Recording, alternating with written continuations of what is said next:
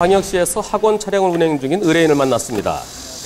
지난 6월에 있었던 의뢰인의 사고 영상을 보겠습니다. 밤 9시경 학생들을 태우고 호남고속도로를 주행 중이었는데요. 그쪽 휴게소에 들려서 쉴 생각을 하고 제가 이제 2차선에 달리다가 3차선으로 차선을 변경해서 주행하는 중이었죠. 정상적으로 차로 변경 후 잘 가고 있는데 아이고.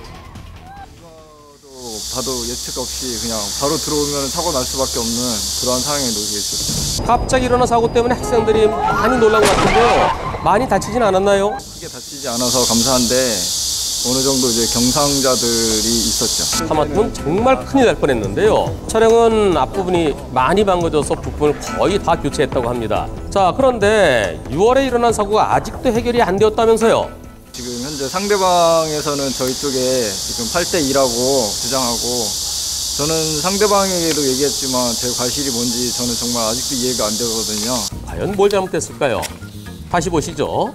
2차로를 가던 상대편 차량이 약 20여 미터 앞에서 브레이크를 잡는 게 보입니다. 그러다 10여 미터 앞에서 갑자기 차로 변경이 들어옵니다. 깜빡이도 켜지 않고요. 시속 100km 정도로 달리다가 저 상황에서 어떻게 피할 수 있겠습니까? 예상도 못했죠. 그리고 꺾어 들어올 때는 브레이크 잡아도 이미 늦었죠. 그 누구도 피할 수 없었던 사고죠. 이번 사고는 상대편이 100, 의뢰인은 잘못이 없는 사고입니다.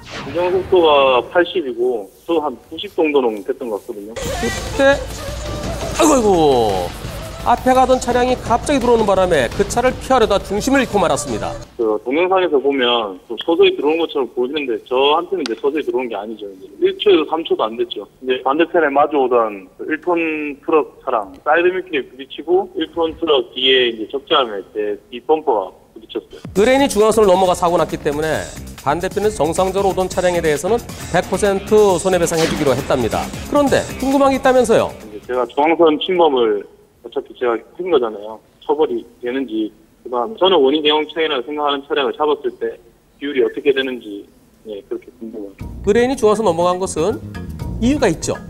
앞에서 갑자기 끼어든 차 때문에 그 차와의 사고를 피하느라 넘어갔죠. 이럴 때는 부득이한 상황이죠.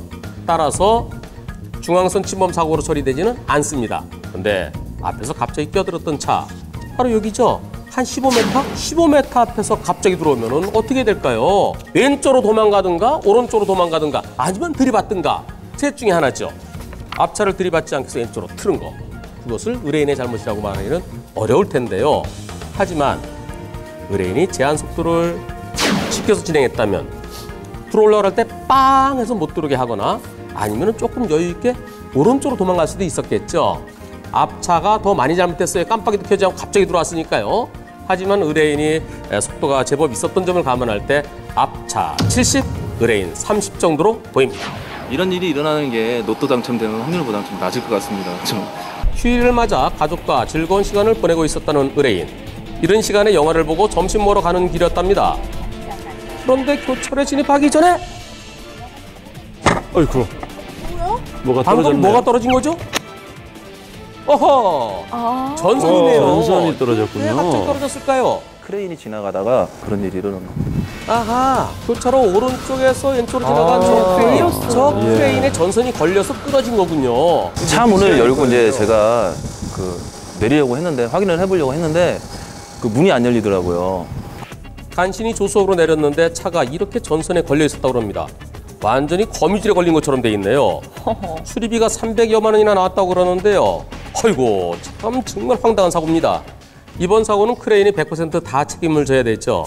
전선 망가진 것도 크레인이 책임지고요. 그리고 의뢰인 차 망가진 것도 당연히 다 책임져야 되죠. 저녁 7시경 의뢰인이 교차를 지나는데요. 어떻게 된 거죠? 오토바이인데요? 반대편에서 우회전하던 차가 갑자기 들어오는 바람에 그걸 보고 1차선으로 갑자기 차선 변경을 했는데 뒤에 마침 오토바이가 오고 있어서 그 오토바이랑 저런 경우는 위험한 사고 데가 당시 상황을 많죠. 살펴보겠습니다. 의뢰인이 교차로에 들어가기 바로 직전에 아이고 황색 신호네요. 그럼 의뢰인이 무리하게 진입한 건가요? 제가 사거리 거의 진입했을 때 신호가 바뀌어서요. 그래서 거기서 브레이크를 밟으면 교차로 내서 설 것 같아서 제가 빨리 지나가느라고. 예, 저런 경우 참 애매한데요. 제가 정지선을 지나기 바로 전에 황색불이 바뀌었기 때문에 제가 다 신호 위반이고 다 제가 잘못한 거라서 우회전 차량은 잘못이 없다고 그렇게 나왔어요. 의뢰인이 정지선을 넘기 전에 황색불이 켜졌지만 그 지점이 정지선에서 불과 한 3m에서 많으면 5m? 의뢰인 말대로 바로 브레이크를 잡았으면은 교차로 중간 지점에 어중간에 서갖고 오히려 교통에 방해가 될 수 있는 상황이죠. 아무리 멈추고 싶더라도 멈출 수 없는 구간, 딜레마 존이라고 그러죠. 따라서 이런 상황일 때는 신호 위반으로 볼 수가 없죠. 의뢰인은 직진하고 있었고요. 오른쪽에서 우회전하던 차량, 그 차량은 신호등이 빨간불이었을 겁니다. 하지만 우회전을 할 수 있죠. 우회전할 수 있지만 정상적으로 진행하는 차에 대해서는 양보를 해야 됩니다. 양보하지 않았기 때문에 우회전한 차가 더 많이 잘못됐죠. 의뢰인이 녹색 신호에 우회전한 차량 부딪혔다고 그러면 우회전하는 차 80, 의뢰인 20 정도로 볼 수 있을 텐데요. 그런데 노란불이 켜지니까 의뢰인이 빨리 나가고 싶은 그런 마음도 있었습니다. 따라서 오른쪽에서 오는 차에 대해서 제대로 대비하지 못한 거, 그런 점까지 감안한다 그러면 오른쪽에서 우회전한 차의 잘못 70, 의뢰인 잘못 30 정도로 볼 수 있습니다. 한편 그 옆을 지나가는 오토바이가 신호 위반을 했다 손 치더라도 오토바이 신호 위반 때문에 일어난 사고는 아니기 때문에 의뢰인과 우회전한 차가 오토바이에 대해서 보상은 해주되, 다만 오토바이가 왜 노란불로 바뀌고 여유가 있었는데도 통과하려 했느냐, 그런 점에서 오토바이에게도 50% 정도의 책임은 인정될 사고로 보입니다. 경기도 부천입니다. 의뢰인은 스쿨존을 시속 30km로 천천히 가고 있었는데요. 그런데 왼쪽 내리막길에서 아이고 사고 났네요. 아하, 전동 휠체어를 탄 학생이었네요. 다행히 학생은 다친 데가 없었고요. 의뢰인 차량도 살짝 긁힌 정도였다고 합니다. 정말 다행이었는데요.